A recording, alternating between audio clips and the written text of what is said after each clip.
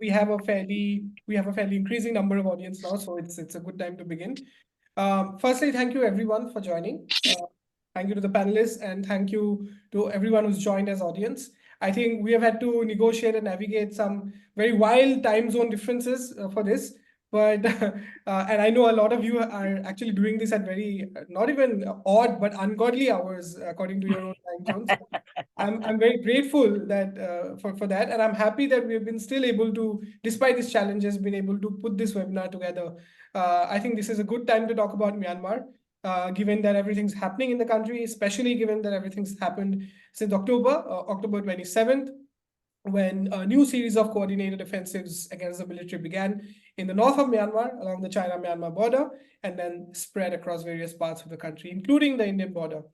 And I think the other reason why this discussion is important in the Indian context is because a lot of the commentary in India on Myanmar tends to be sort of ring-fenced or limited by a very sort of second-order proxy kind of narrative, which is looking at Myanmar through China or through a very narrow lens of just Indian security and political and economic interests. So I thought this would be a good time.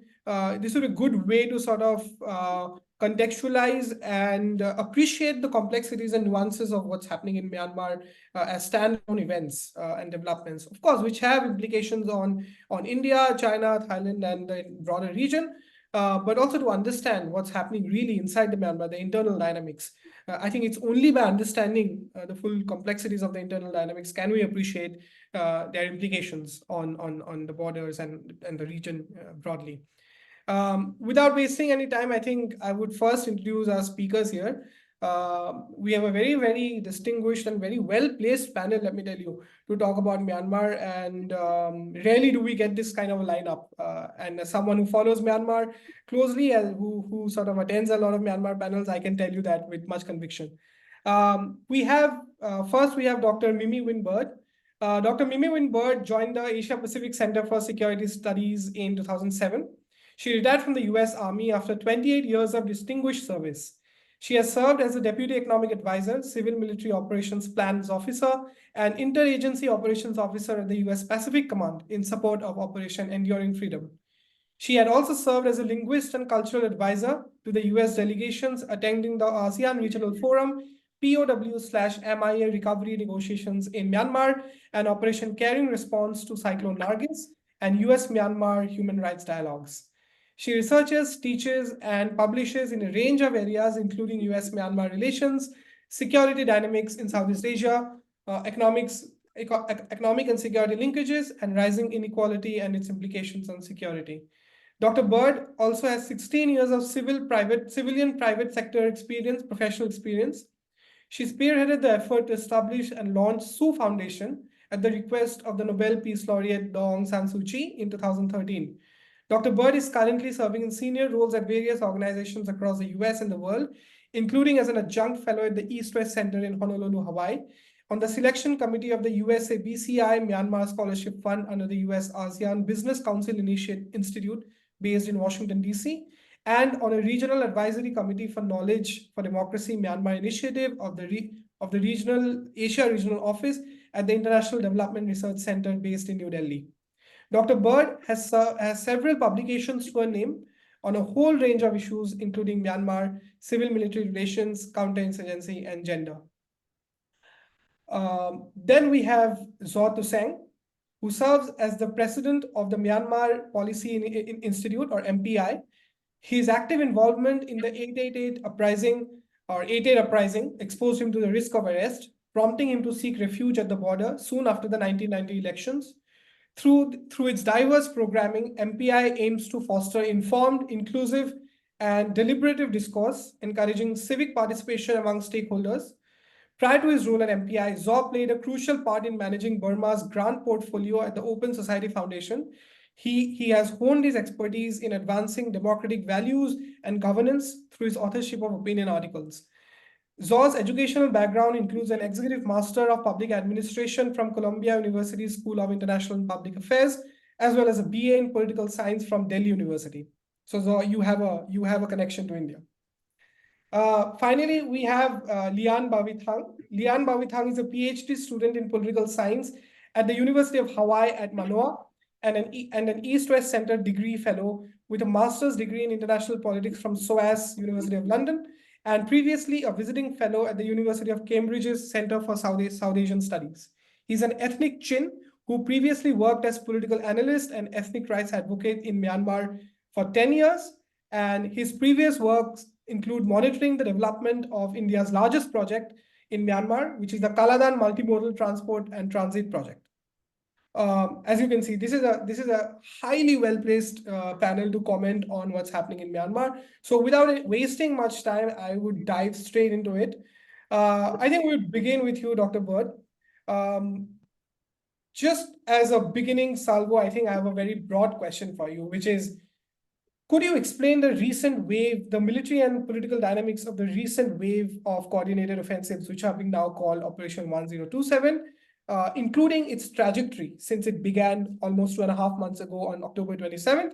And could you also please tell us how it has impacted the revolution, anti-junta revolution in Myanmar? Okay. All right. Well, thank you so much for having me today. And also, today my comments are going to be my own. I'm not representing any center or any U.S. government either. So today's comments are my own individual commentary. So I wanted to say that. Okay. 1027, the military the strategy that was used was almost textbook case of how to conduct a military operation, especially in the asymmetrical level, right? So because the timing is good, the timing is perfectly chosen. Then also they have this operational security OPSEC was very tight, so nobody knew. It was almost a surprise. And then also they follow with it, and another really good thing was also joint command. Everybody keep on saying that Myanmar opposition must have one chain of command to make it successful, right? But here the three brotherhood showed you how joint command can also achieve the unity of effort that is needed to conduct a successful operation, and then because that require cooperation. Joint command require a lot more closer cooperation, and they show that to all of us. And then the third, and then they also utilize the strategic communication very well, right? As soon as the military operation, they had the message right away, and then also messaging to the military population target audience, and then the global audience and the internal domestic audience. So it was well done in from looking at it from the military strategy. And also the way also international relation wise, they were able to utilize the China's the interest relating to the criminal gangs, right? The cyber scam issue as a way to relieve the pressure from China. Right? Because up to that point, China has been pushing these groups to negotiate with the military. And when that happened, they were able to utilize it to for China to stop, showing red light. So people always say, well, China showed, green light, gave them a green light. I think the better way to describe is that China stopped giving them red light is the better way to do it. So that was the military operation. But this military operation was, successful because of the previously, for almost 3 years, the other groups, like you have K3C, Kachin Karini, Quran, and then Chin, K3C, together with the NUG, PDFs, right? All the CDMs, Civil Disobedience Movement, they have all been working together to chip away at the military. So military was very weakened. And when they used that timing was correctly with the right strategy, made it successful. But it wouldn't be successful if we didn't have the almost 3 years prior work of all these other group has done, right? And then post event, right? Then everybody started to follow the suit. It's kind of like what we see like geese flying. When the geese saw that people are going in that direction, every other geese follow in and then started to line up with it. So yes, 1027 was definitely a tipping point in the favor on favor of the opposition, the resistance forces, right?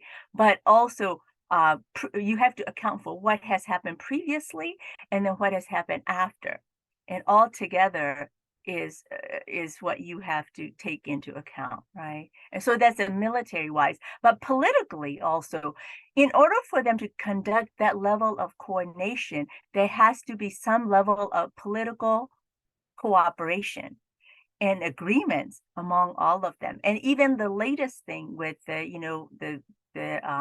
SAC is trying to break the Three Brotherhood apart, and Three Brotherhood stay together, and they announce like, we have the same goal as everybody, all the rest of the Myanmar people, and they said, don't worry, we are with you. So yeah, I think that politically, they have a really good foundation for cooperation and to develop into really federal democracy in post-conflict environment. Thank you, Dr. Bird. I really want to pick your brains on this, Dr. Bird, because you come from a military background also, which is that there has been some recent commentary over the last, I would say, about 2 weeks or so, which has argued that the pace of 1027 has slowed down. And the military has started retaking, slowly but surely, started sort of regaining some of the ground that they had lost. Especially, let's say, in Sagaing, less so in northern Shan state, but more so in other areas like Sagaing. And also, analysts like Anthony Davis have argued that the disparate gains that the gains that the 1027 made were disparate. They did not amount to any sort of comprehensive, holistic gain for the resistance. Would you agree with that? Well, I think that if you were just following each of the battle, you were going to see the up and down, up and down, up and down, right? But if you look at the overall general trend, though, the trend is in the favor of the opposition, the resistant coalition groups. So I would say, yeah, any given battle, you can have a little bit of blips up and down, but general trend is up. A lot of people call 1027 turning point, but I call it tipping point, because tipping point is always, once you hit it, you can't go back. Whereas turning point, you may be able to turn it back, right? For me, because of the military, the military organization in Myanmar military organization is no longer a professional military organization.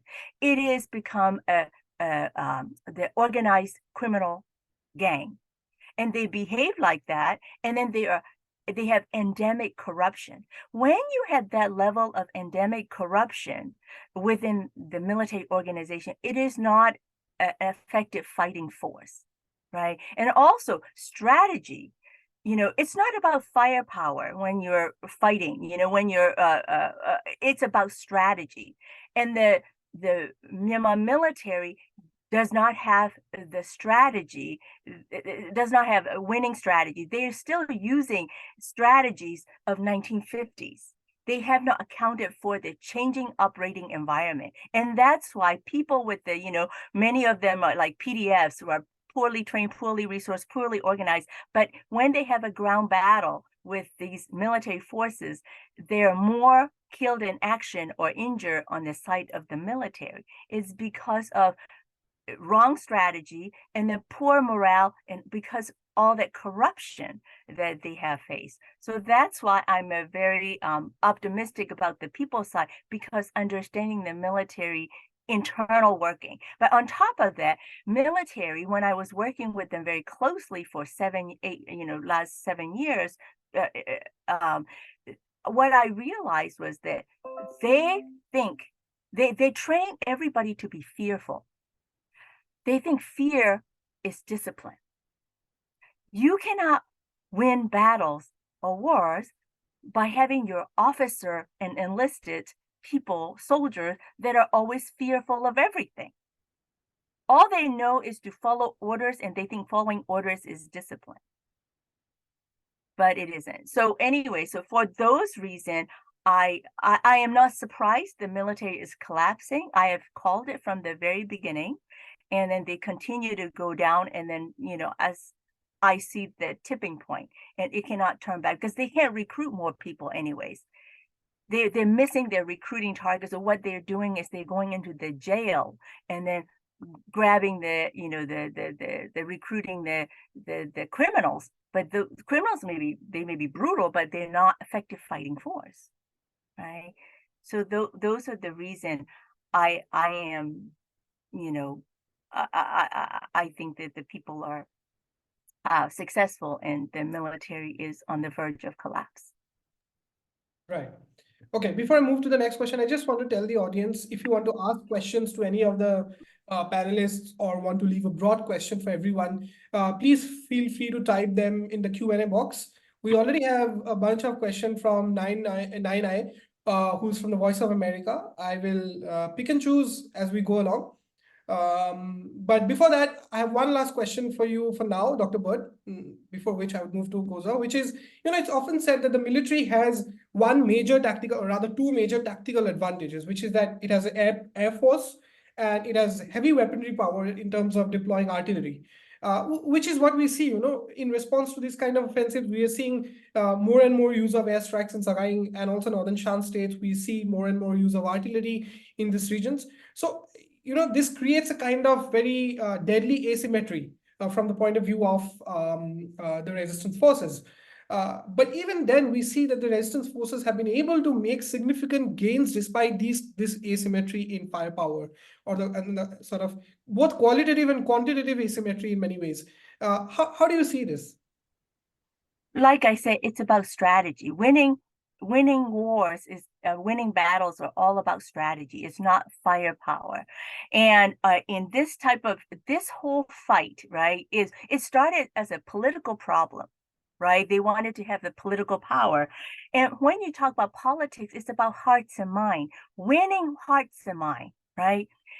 You don't win hearts and mind by bombing people's home, burning people's, homes and villages and churches and temples, right? So, the strategy that they're deploying, those are like old times, old thinking from the 40s and 50s strategy. That's what I'm saying.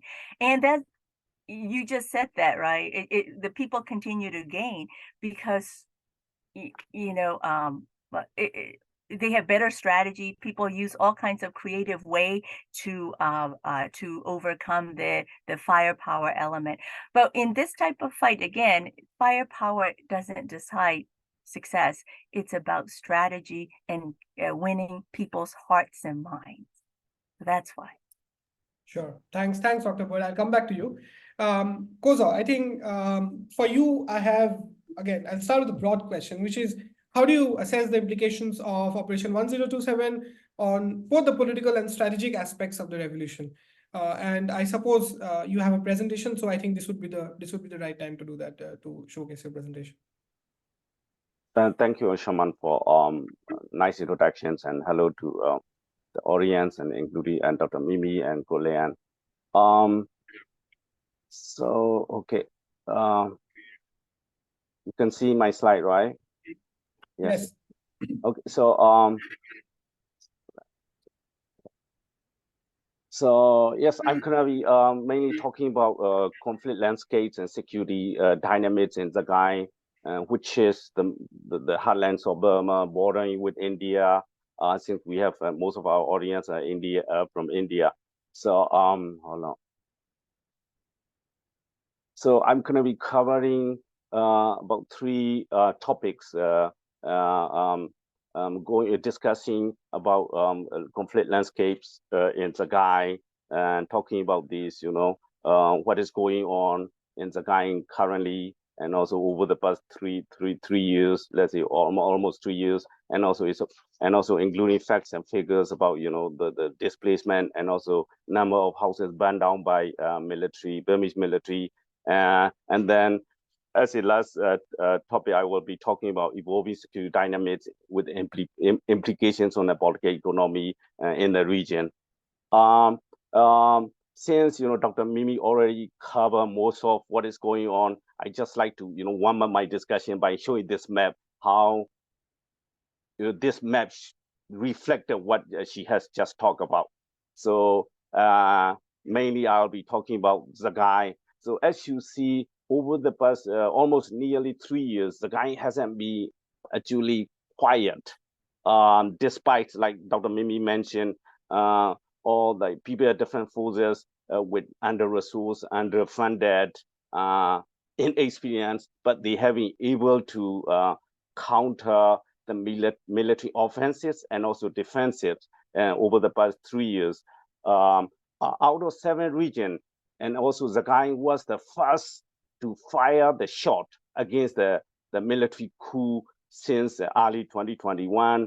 This is kind of significant because I know the region. I was born there, I lived there, I grew up there, though I haven't lived for the past 20 years, because unlike many other ethnic armies in peripheries, young Burma ethnic in Zagai had no history of armed resistance, or things like 1960, the military first took over power, and there was no history of like combat experience, and these not only armed resistance is active, public demonstrations almost every day taking place also feel the political purposes, showing rejections of the military coup in Burma. And also the heartland, also known as dry zone, has been home to producing farmers, monks, and soldiers for military, in fact, over the past like 3-4 decades. That's why Zagai being epicenter of producing young fighters for the People's Defense Forces to be really significant, and that's why all the clashes, as I show you in the map, has been intensified and never been always. They have been fighting. They have having like events of clashes all over the 37 townships. Just showing you the pictures of farmers and soldiers, and also couple monks working with soldiers, and also most of the monks are also demonstrating against the military coup, and these are the young PDF fighters I was talking about earlier. So instead of joining like in the past decades, the Burmese military, now they are taking up arms, trainees, arming themselves. Even like you can see in the right pictures on my right, producing like handmade short-range launchers for military offenses, and also a homemade drone. And speaking of farmers, so military, after not only they are becoming the soldiers for the PDF, People's Defense Forces, they are also working alongside with farmers for producing rations for them, because of the collaborative nature of farming and community and culture in mainland in Zagai. Their resilience level is very high. That is the reason why, without even like outside intervention or limited resources, the armed and conflicts in against the military in Zagai has been really sustained, and for at the same time, and also for the first time in history, and the Burma majority within these communities are demanding regional autonomy. For example, there was a Zagai forum launched by more than 100 local groups. At the same time, regional lawmakers who were elected in the past, the 2020 elections, they just named the Zagain region into Zagain Federal Unit. Despite these military atrocity, local communities and villages have been really vibrant. And also, let me discuss the facts and figures. If you see this map, the military has been targeting almost every corner of Zagain region. There has been more than 150 airstrikes and area bombing over the past almost 3 years, killing more than 300 civilians and destroying more than nearly 60,000. This is like compared to, it's a top, more than half of the whole country burned down by the Burmese military. And also, the region, the Zagain region has about 5-something million population, about 1 million. Also, about 20% of the Zagain population is being displaced over the past 3 years. And there's with the humanitarian emergency, but the resilience and also resistance movement remains strong regardless. And if you look at the dispositions of the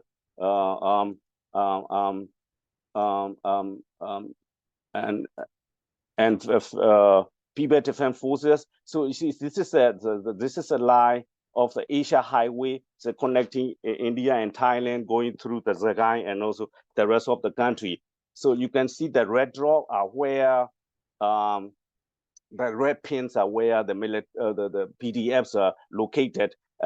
When you see the green square are where Burmese military bases are, but they have been cycled or surrounded by the military. The PDFs around the regions. And there are about, it go up and down, but maybe plus like 20, minus 20. They're having about media report about 200 PDFs across the Zagain, and many of them are under the National Unity Government Command, NUG, Ministry of Defense Commands. The others are like allied with Zagain Forum, serving only the local community.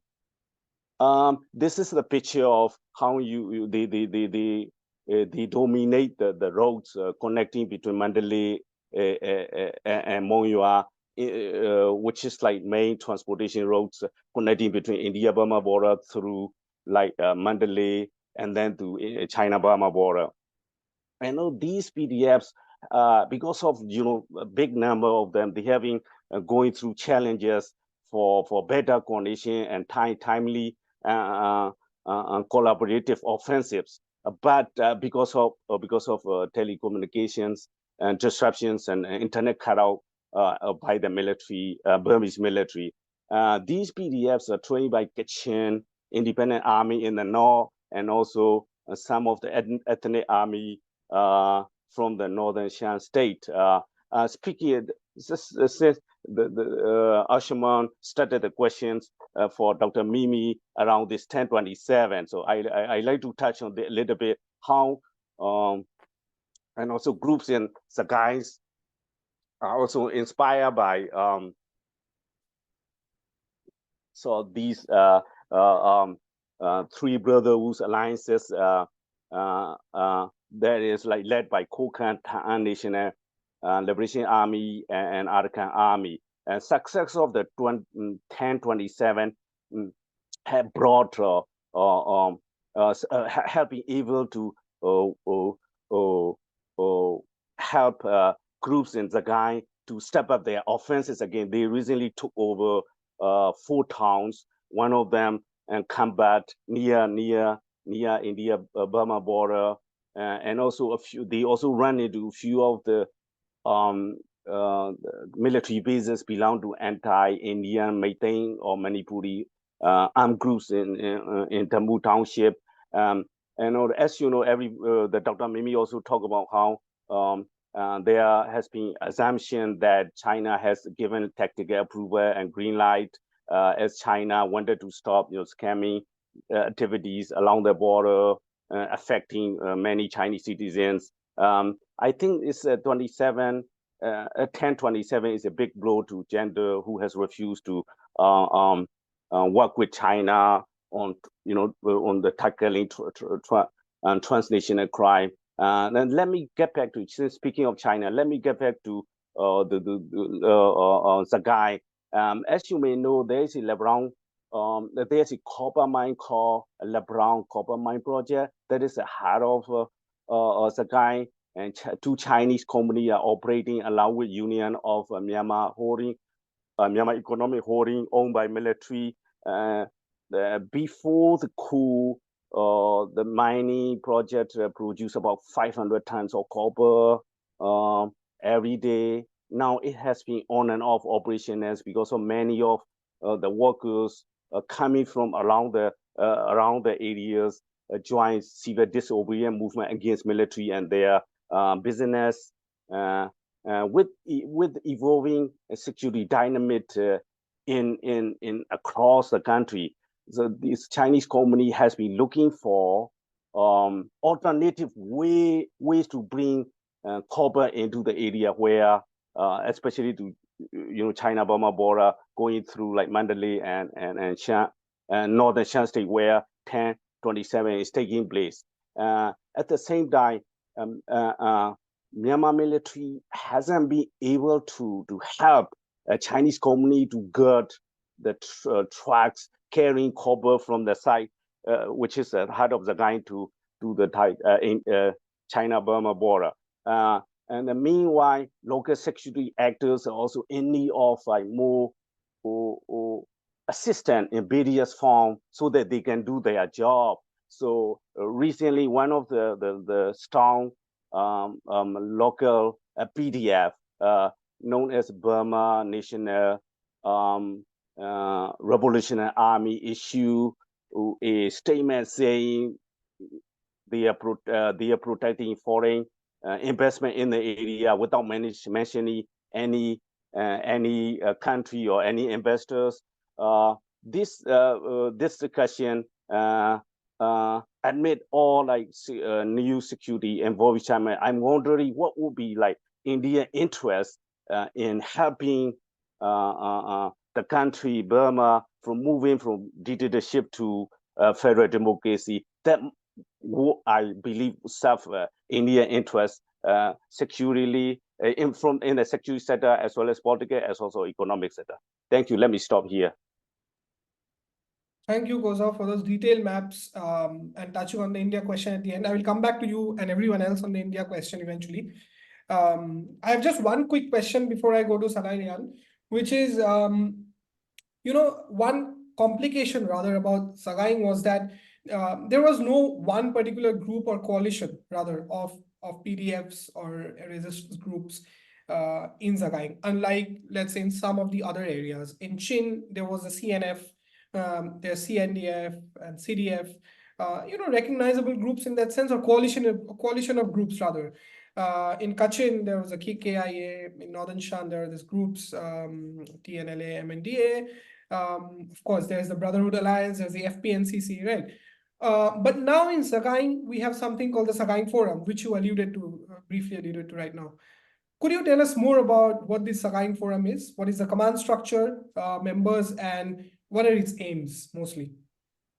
Sagaing Forum is kind of platform where about more than 100 groups came together.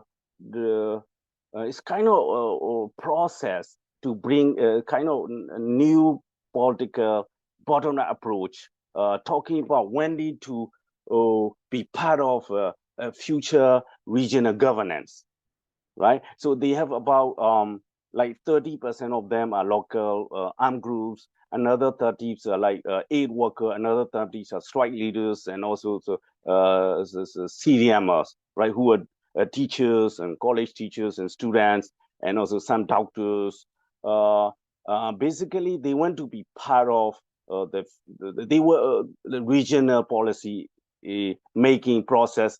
As I'm sure you heard about how like for the currently and also now in Chen, they have started talking about like sub-national governments, right?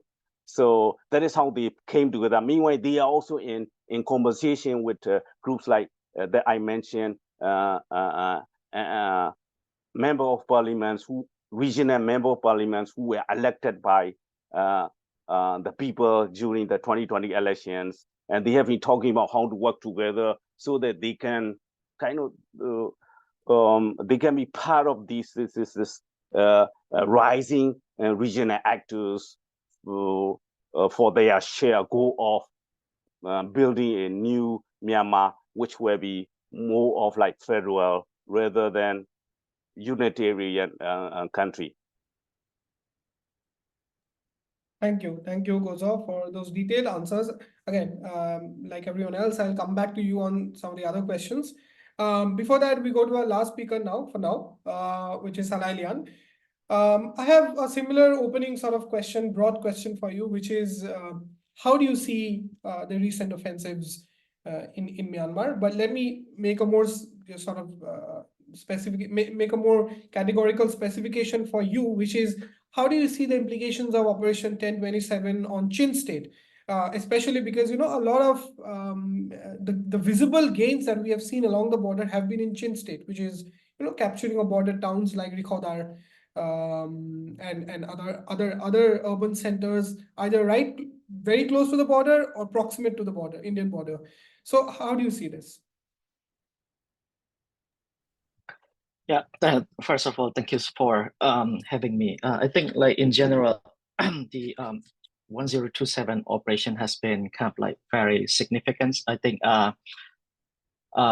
you know, a lot of credit go to the Brotherhood Alliance, but I think when we talk about the you know, these kind of like 1027 operation, I think we should not also forget about, you know, like the NUG plus K3C that has been kind of like, you know, fighting for you know, like the past years, and you know, and after that, you know, they have been kind of like cooperating. So, and I think that a lot of analysts are kind of like looking at the 1027 operation as a kind of like, you know, mostly driven by kind of like, you know, one particular block. I think now the operation has become much more inclusive, and I think this is kind of like nationwide kind of like offensive operations. So I think the result of the 1027 could not be kind of like looking at one particular factor, because like it involved kind of like a lot of stakeholder, and is this becoming nationwide.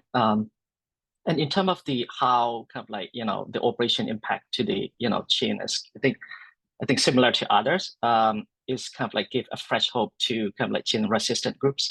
But when I said that Chin resistant group, you know, it's like I just use Chin resistant group because that, you know, there are like kind of like different armed groups, you know, but particularly I think the main armed group is the Chin National Front / Chin National Army, and there are also kind of like Chin National Defense Force. I think the one thing is, I think first the 1027 operation not only gave kind of like, you know, big motivation to the resistant fighter, but also I think it's kind of like, you know, gave kind of like moral damage to the military. I think this is kind of like the key point too. After, you know, 1027 operations in Chin State, particularly, I think like we see kind of like the resistant force from, you know, the Chin resistant force taking 3 towns. You know, you mentioned about, you know, Rikhodar. This is kind of like the second Indo-Burma border. Lai Lien B, which is also really important for the Indo-Burma. It's not big, but, you know, like it's very strategically very important. I think Rezwa is also another one. And when we look at the kind of like, you know, southern kind of like, you know, Chin State in Palawa, I think you will see kind of like AA recently taking kind of like 2 tactical command, which is really important. And I think the capture of these, you know, strategic location kind of like kind of gave political leverage to not only the, you know, Chin State kind of like, you know, armed group, but also I think it kind of like contribute to overall kind of like, you know, resistant movement in Myanmar. And I think it's also give a big questions to, you know, neighboring country how to engage on Myanmar. Thanks, Lian. I think one question that's been on everyone's mind in terms of a very recent development, which is the establishment of the Chinland Council, right? For a long time, one thing that we were seeing, a big challenge rather to the Chin resistance, was this sort of kind of lack of coordination or staggered coordination, or lack of a unified command. I mean, there was the ICNCC, but it kind of fell apart. But now we have the Chinland Council, which looks like the new unified front. Could you tell us more about what the Chinland Council is, its kind of membership structure, and what are its key objectives? Yeah, so the Chinland Council was kind of like formed after meeting of I think 235 people from the Chin National Front, Chin National Forces, CDF from different townships, and MP elected from 2020 elections and other key stakeholder in Indo-Burma border in December. I think like they hold kind of like 2 or 3 days. Basically, kind of like they adopt the Chinland Council and the Chinland Constitution. So the Chinland Council kind of like involved now is kind of 65 members of, CDF include, CNF include, and elected parliamentarian include. So basically the Chinland Council is kind of like, I would say, the leading political body. So that will kind of like form the Chin state government within 60 days, and also it will include the kind of like judiciary, that kind of sort of things. And if we look at the objective of the Chinland Council, I think it's not very surprising for observer. I think very similar to kind of like previously. I think we will see the self-determination, and also kind of like one of the vision is kind of like to kind of like establish federal democratic unions. Of course, the self-determination terminology is very kind of like broad. When we say about self-determination, what level of kind of like power sharing do you mean? But I think the key message is that they are not seeking for kind of like different kind of like state or something like it's like separation or something like that. So I think it has been really in line with their kind of like previous political movement. And looking at the Chilean constitutions a little bit, it come up very recently, but this is not, I think, like very kind of like finalized yet. I think they said they will kind of like edit some of the wording, but what I see is that is include a lot of kind of like self-rule rather than share rules. So basically, and I suppose the reason might be because the constitution is supposed to be for this kind of like this revolution period. So I think like it could be changed anytime. And the Chilean constitution in my Chilean kind of like council in my kind of like understanding will be kind of like a political leading body, and I expect to see kind of like more political people in the Chilean council and more technical people in the Chin state government. So of course, I think you might hear that there are like some kind of like boycott from some groups. It's not very easy thing, but kind of like I cautiously kind of like optimistic. Of course, need to be cautious.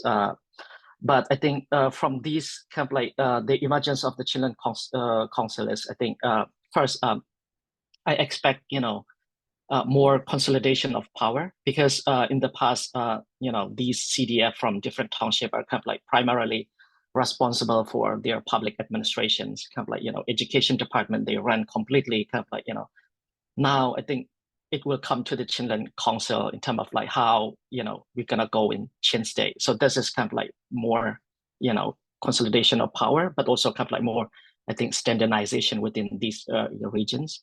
And I expect kind of like the kind of like more kind of coordination in terms of like military. So I think this is kind of like one thing. And the formation of the Chilean Council is, I think, really important. I think especially after Chin resistant force and like seizing the border area, because it's bring lots of questions, because in the past lots of the public administration were kind of like run by it's like different groups, but now I think it need, because like it include the border, because it's just more like really big government function. So I think this is kind of like very significant. Thank you, Kolya. And I think I will come back to you again. I think this is the point where I want to tell the audience once again, if you have any questions, feel free to drop them in the Q&A box or in the chat box. Even if you do, if you do that in either of them, I can see them. I'll pick and choose and ask your questions to the panelists. If you have questions specific to panelists, it'd be good if you mention the name of the panelists so that you can sort of direct the questions to them. Otherwise, you can leave a broad question, which I could, ask all the panelists to take a shot at. Yeah, so we have a couple of questions, but before that, Dr. Bird, I wanted to ask you specifically about the US strategy on Burma, specifically with regard to the Burma Act, because that's something that's a specific reference point that we have to understand what the US, how the US looks at Burma today. The Burma Act, one of the main criticisms of the Burma Act was that it was very notional in terms. It was quite sort of normative without any kind of sort of material follow-up to that. But I want to ask you, when the US says non-lethal aid, because that's the focus of the Burma Act in many ways. Firstly, what does the US mean when it says provision of non-lethal aid to Myanmar, to the Myanmar resistance? And how is non-lethal aid important for the resistance? And secondly, do you see any kind of real or expanded implementation of the Burma Act in the months to come or in the next sort of iteration? Dr. Mimi, you were muted. Okay, so U.S. Burma Act, right? So pull back a little bit and say U.S. policy or U.S. position toward Myanmar has always been very democracy led, right? U.S. don't really look at China calculation at all. It's much more just purely democracy, restoring democracy or making sure Myanmar is democracy or, Myanmar democratic, when it was democracy, how it could be more institutionalized and, operate in more democratic principle. And that's what always been the way. So that's their position. But Burma Act is one of the most, yes, Burma Act is non-lethal and technical assistance is what it says. And based on all the, when we review and analyze all the winning revolutions in world history, we see three elements that keep on appearing that are common to winning revolution. And I call it DIP, D-I-P. D is for defection, I is for international pressure, and P is for people support. It is not about firepower, again, right? So in the Burma Act, it provides for in those all three areas. So that it has a program. It says it's authorized a program for former combatant of Myanmar military, which is defectors, right? And then to provide humanitarian aid that has to go with people support, people resiliency, and then a lot of sanction, right? That's international pressure. And the most, I think the most valuable piece of Burma Act is the recognition of EAO, ethnic armed organization, in the history of Myanmar. They have never been recognized. And that recognition goes a long way for the EAO when they start to negotiate for federal democracy system, right? It raised their position in the negotiation, right? So I think that out of everything, if we can get all the pieces funded and deliver, it's great. But even without all that funding, the fact that U.S. recognized EAO as a major win, and then also lend legitimacy to all the EAOs. And then once U.S. started, then other countries start to recognize the EAO. Right? And PDFs, EAOs and PDFs, it specifically state those groups. So I think that is the most, in my eyes, most valuable for the long term as well in post-conflict federal democracy, development. But one thing I want to go back to what, earlier conversation about 1027, right? 1027, one of the, I think, major victory of that 1027 is strategic communication. It really inspire all the groups, as well as it's also captured the imagination of the international community. Until 1027, no one is talking about Burma, right, or Myanmar, right? Even like in India, many of the some people thought that the conflict was over, right? But now it's back in the news, and it goes a long way for international pressure piece of the overall strategy for the resistance. Yeah. So I would say one more win in that 1027 is the focus of international community back to Myanmar, and it really captured their imagination. Sure. I'll actually pose one question that Nayan Chanai from Voice of America has asked you on the chat box, Dr. Bird, which is one of the questions that I'm picking from here, is how would you evaluate the National Unity Government's effectiveness in representing diverse interests and fostering unity among various ethnic groups in Myanmar? Yeah. NUG has a lot of challenges because they had to put it all together while they're on the run. Many of them lacks travel documents, and so I think that what they have done so far has been remarkable, giving all the, like challenges and all the weaknesses they have. And the unity, I think the unity is a little bit of a high bar, but they have been able to get people to cooperate across different groups, right? Because if they weren't cooperating, we would not see the current success, right? The success level is the indicator of how much they were able to bring people together, right? But that doesn't mean that they're perfect. They're far from perfect. They have a lot of weaknesses, and because they have a lot of challenges that they have to overcome, both structurally, organizationally, as well as overall issue that they're dealing with. They're fighting a war, right? They're not just running a regular peacetime organization, peacetime headquarters type of organization. So I think that giving all that, I think what they have been able to achieve has been remarkable, given that they had to put it together something quick and bringing all the stuff together with all the division that is sold by the military before. The thing is, military keep on saying they are needed to keep the country together, country stable. Well, that's their propaganda. They have been the primary source of instability and division. So if we remove them, people will come together and they can work things out. But it's the military strategy has been to keep people divided, right?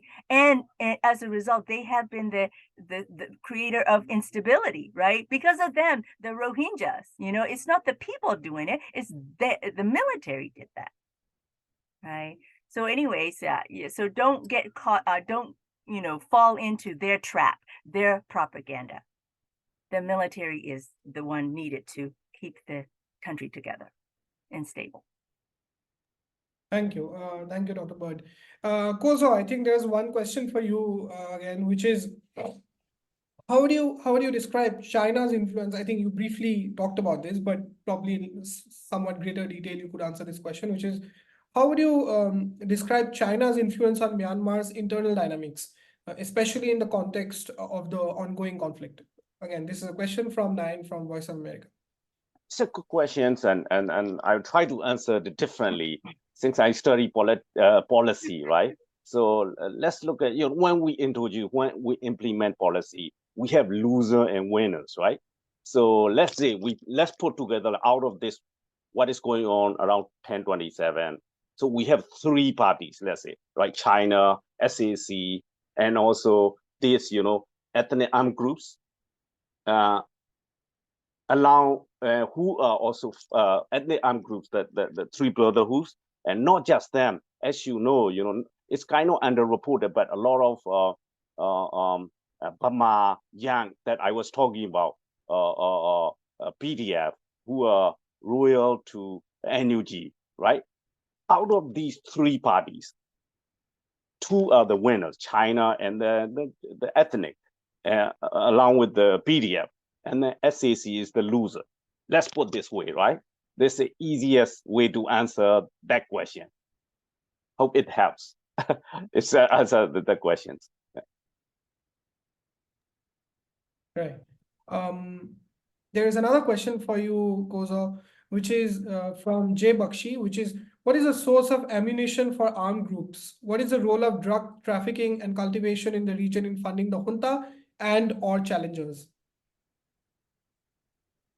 So source of first questions around source of the funding. So like diaspora, Burmese diaspora in the US, especially in Western countries, and even in a few in Asia country, and mainly in Canada, European countries, especially in Australia, they are quite active.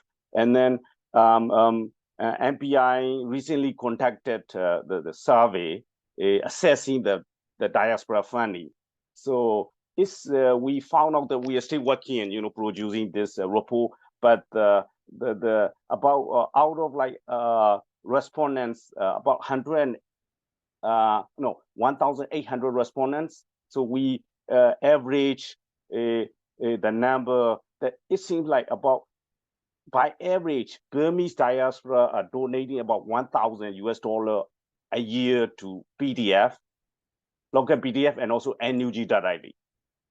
So though we don't know the exact number of like in the US, the Burmese diaspora, they are having like official figures about 200,000 Burmese refugees or Burmese diaspora here. So hope that answer the funding source. And also, and even in Zagai, there are reports about how mothers and wives and also auntie and uncle selling their jewelry so that their kids or their brother, they can buy automatic rifles, right? When they started the revolution, they started with handy rifles or your homemade IEDs. Now they are proud to hold these automatic rifles they bought from eastern and northern Shan state, right? So hope that answered the first question. Around second questions, I have a limited knowledge about drug issues, but recently I think at the UN or Indonesian organization reported about Burma and Afghanistan, going back and forth, number one and two, the most produced illicit, drugs in the war. I have limited knowledge about that, but I'm sure that everybody is aware of how drugs are flowing into the India on the border because of the changing security dynamics. And I'm sorry, I have limited knowledge about this drug issues. Yeah. Sure, thanks. Kolyan, I think the question that we posed to you has been already discussed in terms of the insights into the motivations and implications of the Three Brother Alliance. Instead, I would ask you the question that Shashank Mattu, who's a foreign policy correspondent in India and reports for Mint, has asked. And to the other two panelists, Dr. Bird and Koza, please feel free to answer this too. But Talal Young, I think the question here is that will the disparate ethnic militias be able to unite to create a stable democratic government should the military lose control? And I'm going to combine this with another question that's been posed by Jude Alex, which is, assuming that the military collapses, what stops the EAO? This is a question been asked. What stops the EAO and different PDFs to slide back to settling personal animosities, own interests, and get into a race for power grabbing? Is that a possibility, and what's the way forward? So I'm sort of clubbing both questions. Yeah, go ahead. Yeah, thanks. Let me go to a little broad in that. I think like what unite the resistant, regardless of kind of like different kind of like ethnic or kind of religious background, is I think I would say kind of like shared grievance, over the past, like decades under the military. So the past, especially last decades transitions, I think like they experience kind of like kind of like quasi democracies, and they see kind of like economic opportunity and kind of like foreign investment are coming. So I think this is part of the reason that why they don't want to go back to the under the military, and I think that kind of like unite and it's kind of like give to the kind of like share goals on Myanmar futures going forward without military involving in the politics. And second is the EAO and kind of like PDF relationship. I think EAO PDF is, I think the relationship is kind of like master and apprentice. I think like it's really good. So if we look at the loss of PDF, I think either they're even if they are kind of like operate under the NUG Ministry of Defense, these EAO is like are the one who kind of like trained to these PDF. So I think the relationship has been really good, and PDF EAOs they are kind of like institutionalized experience. So I think this experience has the one that kind of like help the newly established PDF in terms of how to kind of like function, chain of command, code of conduct, those kind of things. So I think this is kind of like a really positive kind of like development.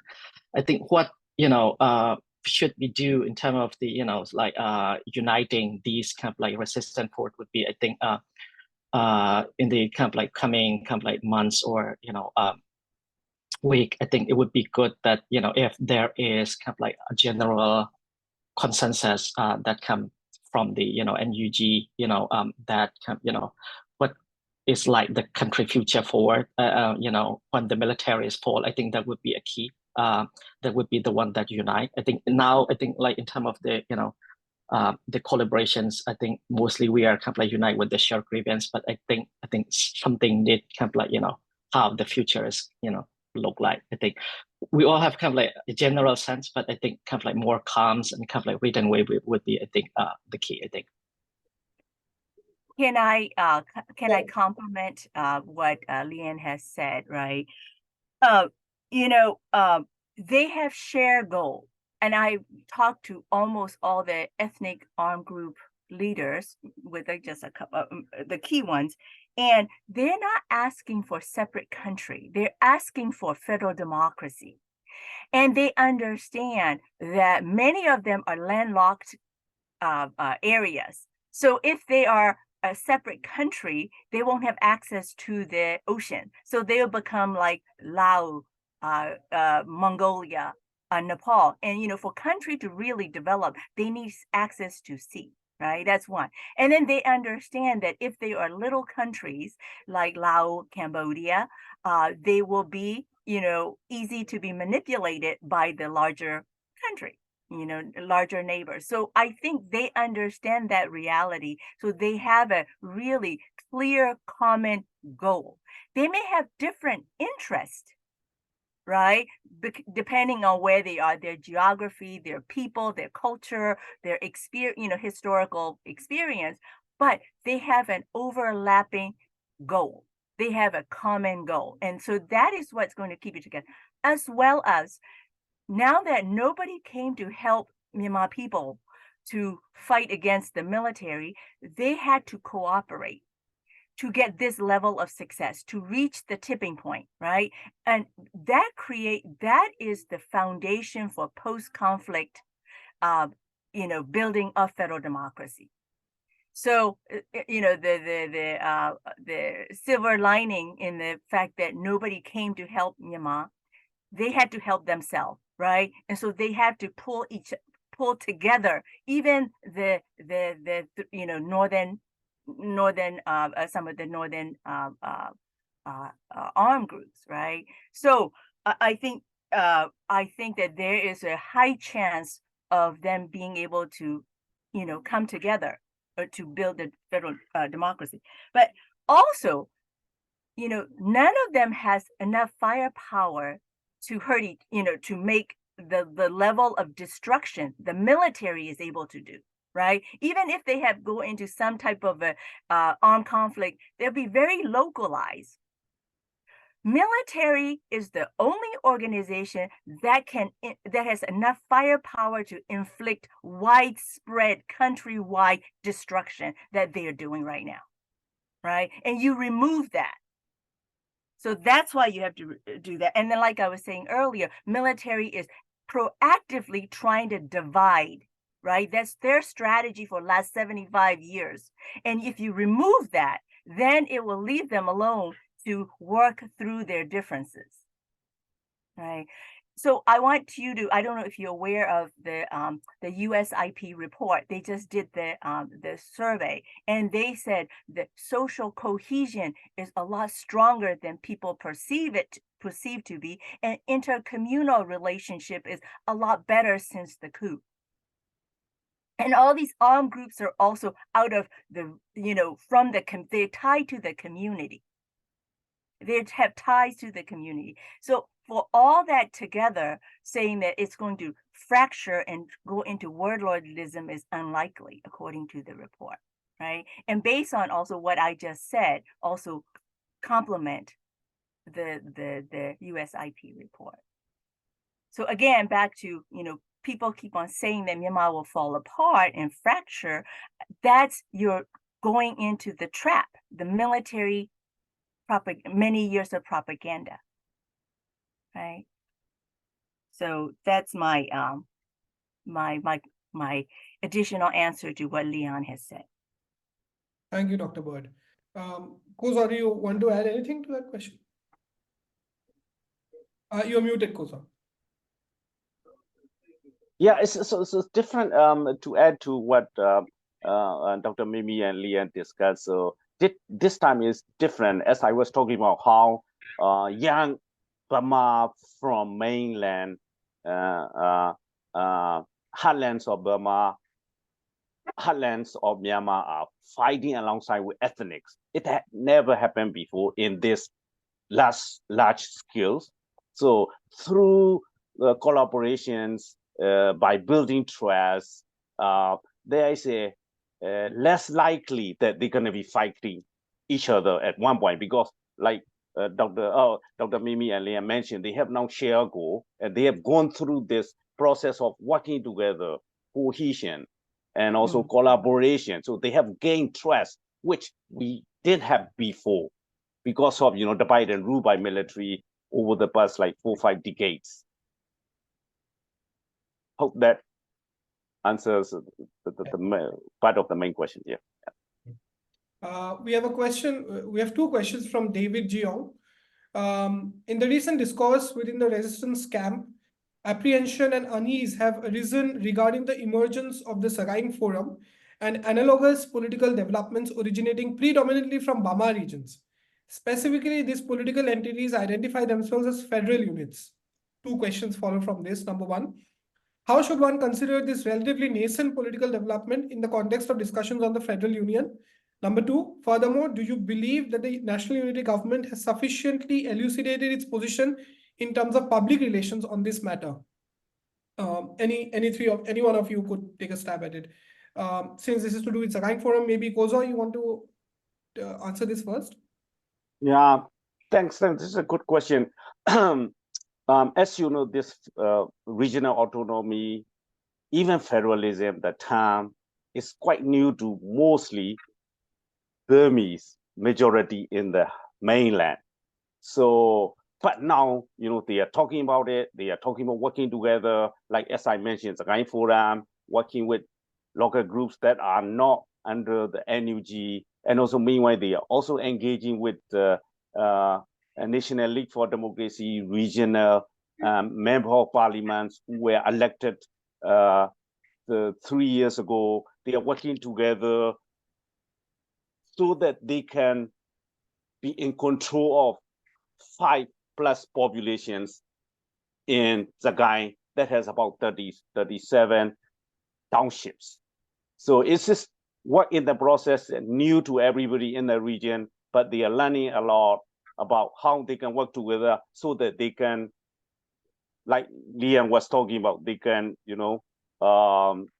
be self-determined in the coming years. Yes, to follow what Guzo has said, their self-governance is new to really everybody, and especially to the Burma majority. They've always been ruled from the center, right? So, I think it is a good thing. To me, the Zagain is coming together as the self-govern. They're starting to understanding of federal democracy, to me, by forming this Zagain Forum and trying to start the conversation and discussion of self-governance, local governance, right? Whereas for the ethnic minority groups, they have always talked about that's what they want. So they're a lot more ahead of the game on the understanding of self-governance and federal democracy. But I see the development of Zagain Forum or Magway Forum, those things as the enlightenment of the Burma majority, in those areas, understanding of local governance, that they don't, they will be a part of the federal unit. They will be one of the federal units in that governing structure. Yeah. Right. Thank you. I think so. We're slowly but surely moving towards the end here, but we still have about 20 more minutes to go. So I think now I'll come to the India question here, since a lot of our audience is predominantly Indian, comes from an Indian context. And I'll begin with you, Salai, which is, and when I ask, I will also combine a couple of questions that we have on India, which is, generally speaking, how do you see India's policy or strategy towards Myanmar in the post-coup landscape?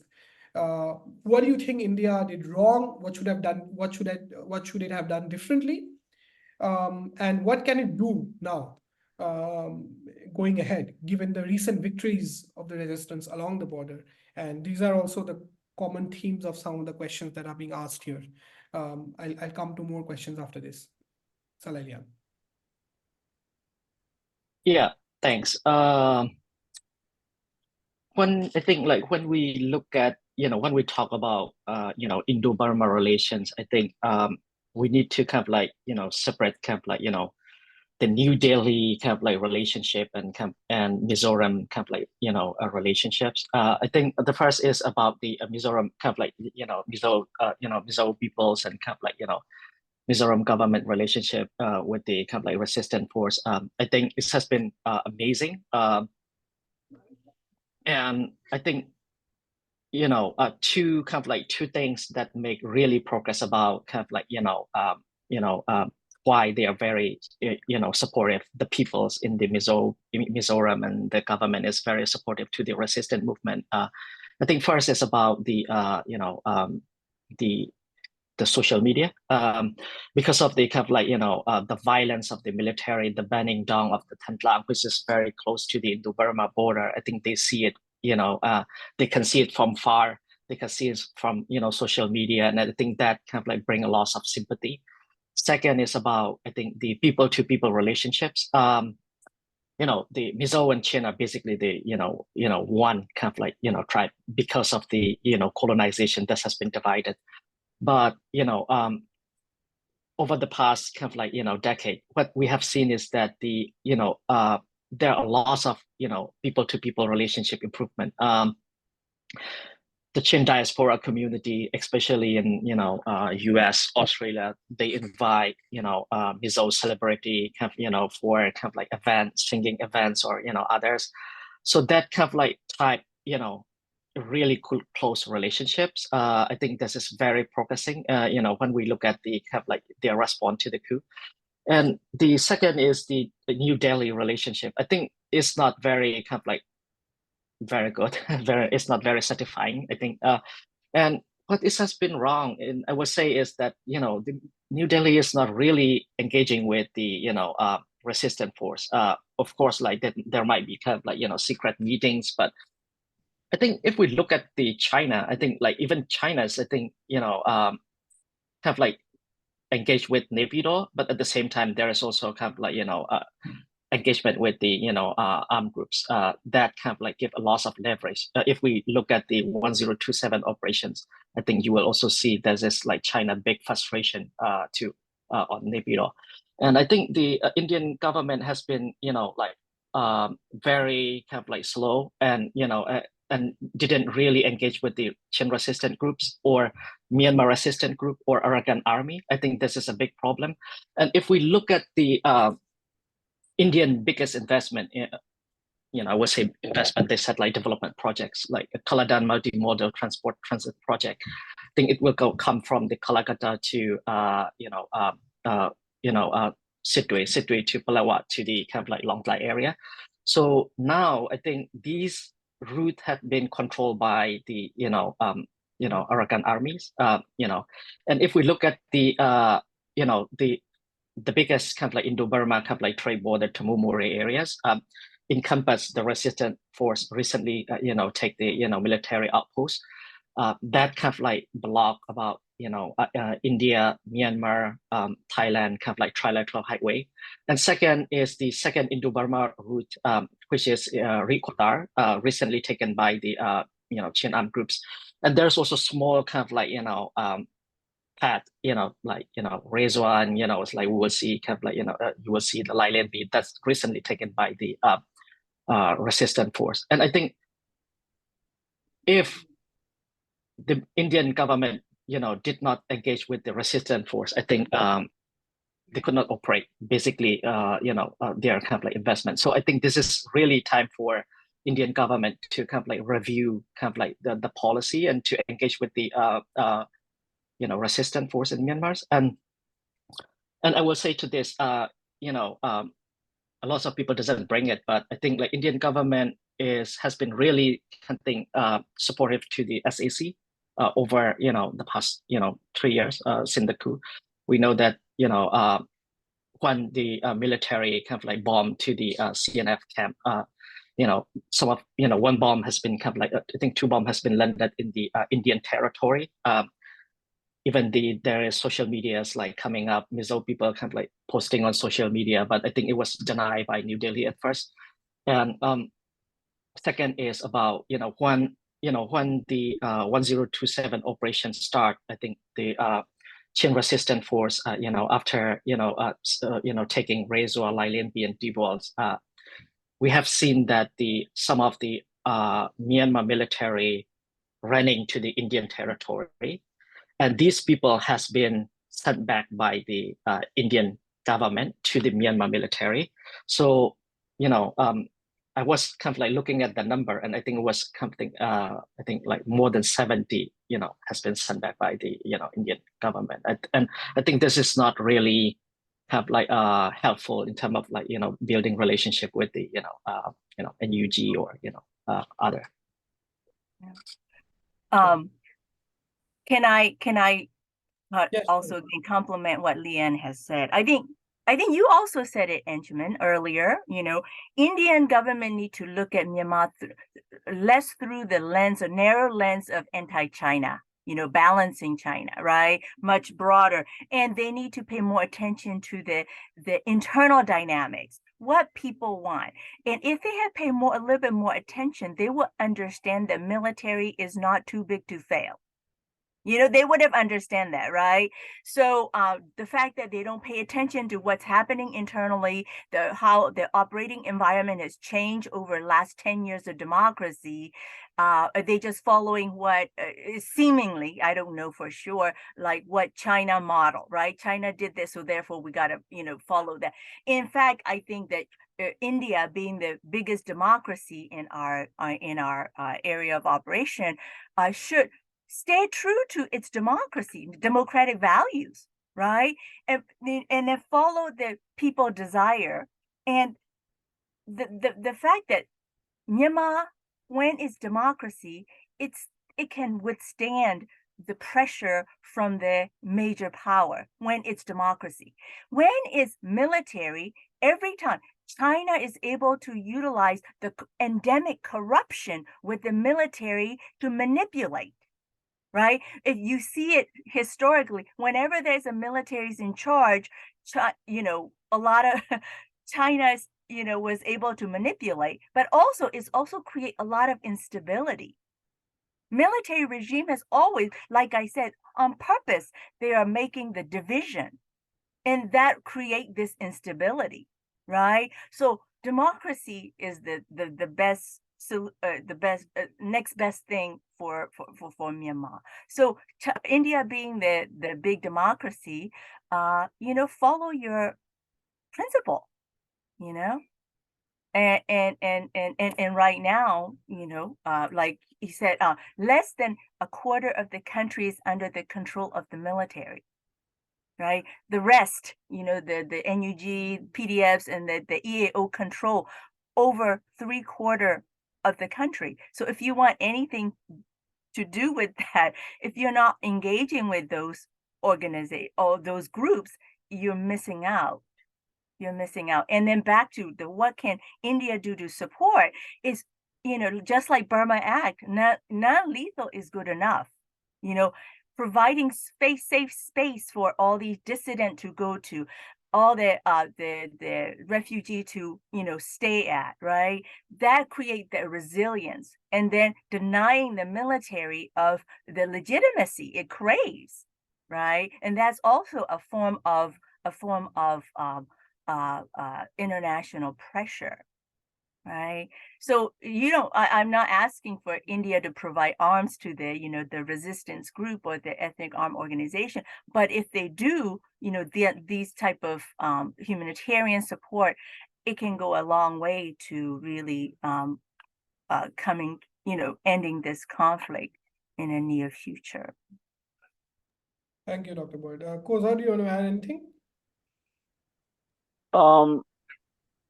Yeah, I would only advocate for India to kind of and to echo on what Lian and Dr. Bibi was talking about, India to kind of provide space for refugees, and also to prevent more refugee flowing, could probably provide like humanitarian aid to especially people in Zagai and Chen, so you know they don't end up at the UR border, right?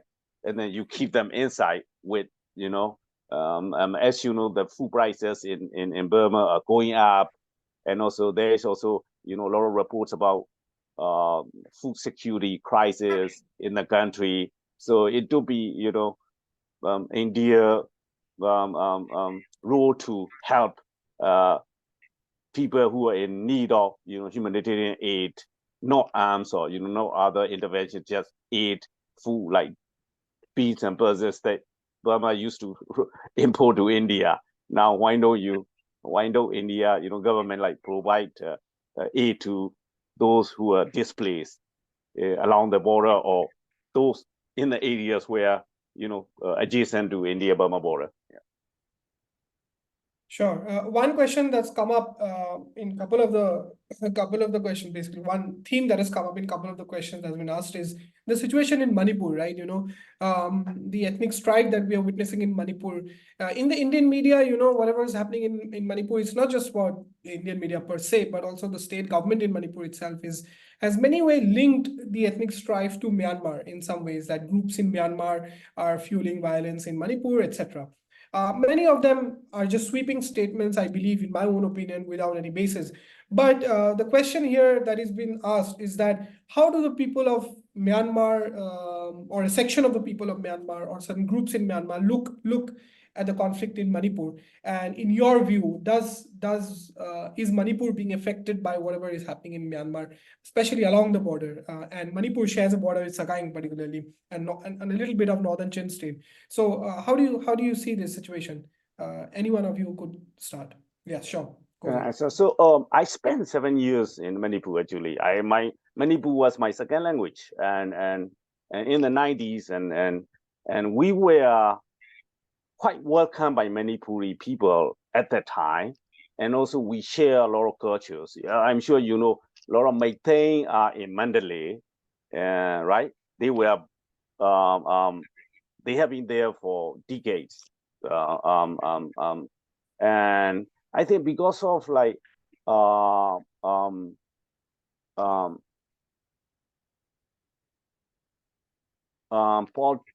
some politicians in Manipur, there is creating this narrative. There has been like lack of people-to-people relationship. It is not true.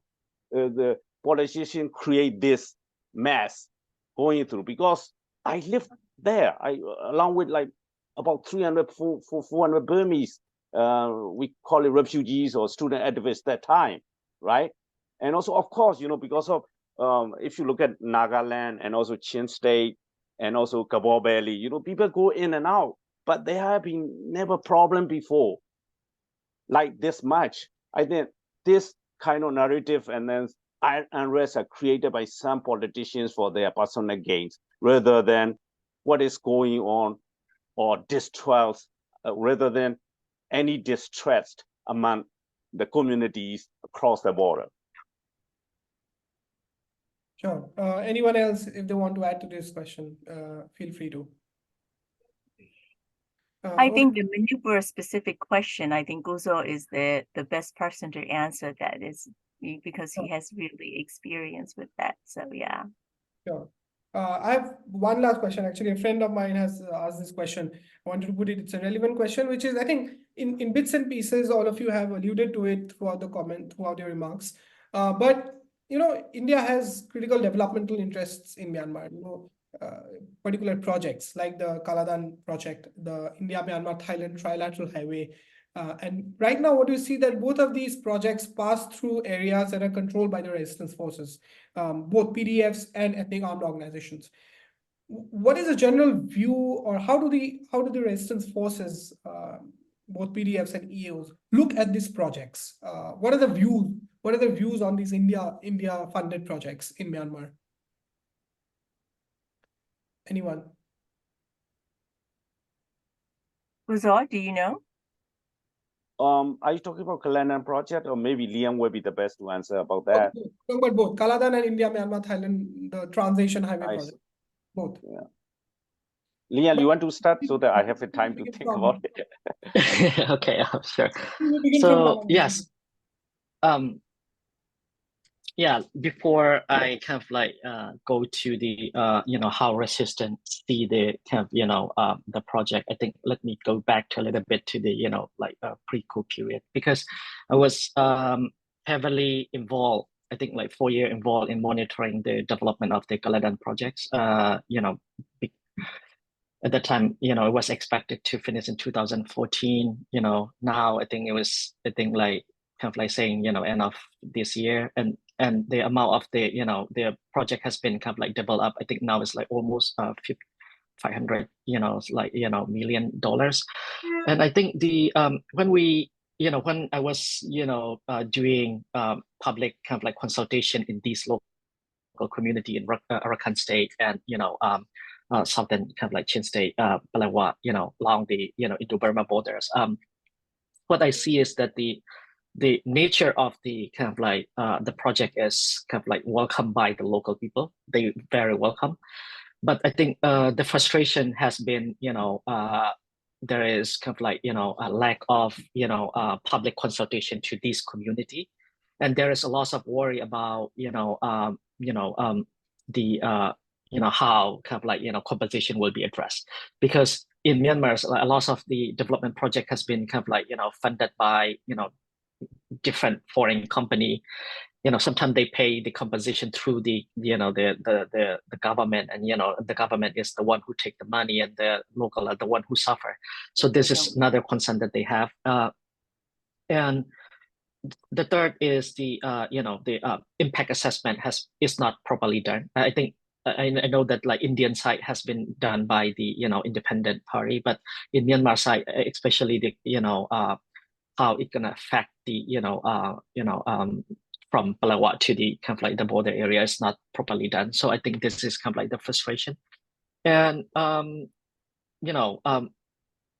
after the coups, the resistance force doesn't really have kind of like rejection about the Indian projects, but I think the one unhappiness has been, I think, kind of like, Indian kind of like trying to kind of like finish the project and engaging with the military, the SAC regimes, and not consulting with the, resistant force has been, I think, a big major failure, I think. Yeah.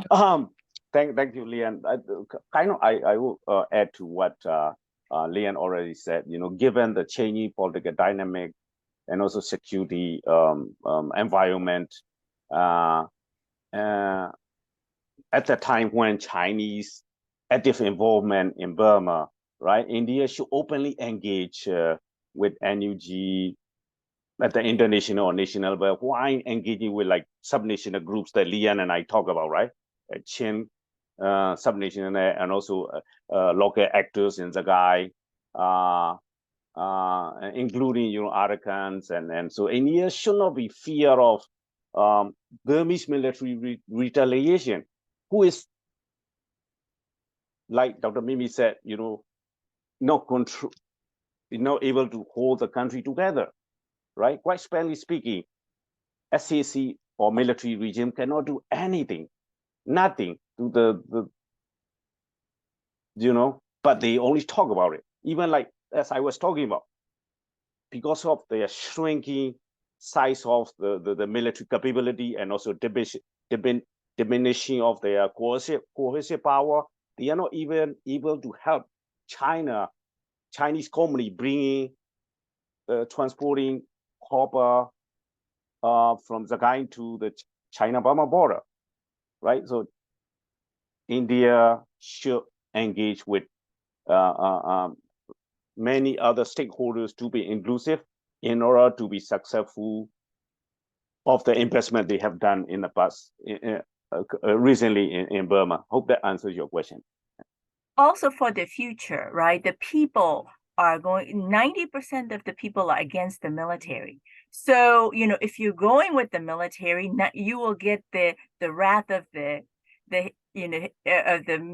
people. And so it won't be a good environment to do business afterwards, right? I think that it is time, especially now that we're at the tipping point, for India government to lean in and start to engage with all the stakeholders in Myanmar. Right. Thank you, Dr. Bird. I think with that, we have come to the end of our time. We've really covered so much ground in this 1.5 hours, even by the bewildering standards of discussing Myanmar, which, you couldn't even end if you take the entire day. Such is the complexity and the breadth of the issues in Myanmar. But as I said, in 1.5 hours, I think we have achieved remarkably in doing at least a part of that. On behalf of the Center for Policy Research, I really would like to thank all of you, on all the panelists here, for making time out of your very busy schedules. I know a lot of you personally, and I know that you are involved in a lot of things at once, given the situation in Myanmar today. So I really appreciate you taking your time, and especially, in your, as I said, the wild time difference that we've had to sort of kind of agree on, and the odd hours that you are sitting in. So special appreciation for that. And also thank you to all the... Gozal gets the prize of that. Absolutely. Thank you. It's like 2:30 a.m. here now. Yeah. I don't think I could have managed that. So hats off to you. I would also like to thank, on behalf of CPR, all the audience who've been here. We've got some great questions. You've been a very, very engaging audience. This is the exact kind of audience that a panel on Myanmar needs. We hope to be organizing another. We are coming to the end of this year, and we are also reaching the 3rd year of the attempted coup, I would say. And we hope to be organizing another discussion very soon, probably over the next 2 to 3 months. And we hope to see you all there again. The video of this entire session has been recorded. It will be uploaded on the YouTube channel of the Center for Policy Research. You can also find the video on our website, www.cprindia.org. So if you want to go back and look at anything, listen to some other answers or some particular answer again, feel free to do that. Feel free to share also. Again, thank you all for coming. We hope to see you again. Have a good day. Thank you you. for having us. Thank you.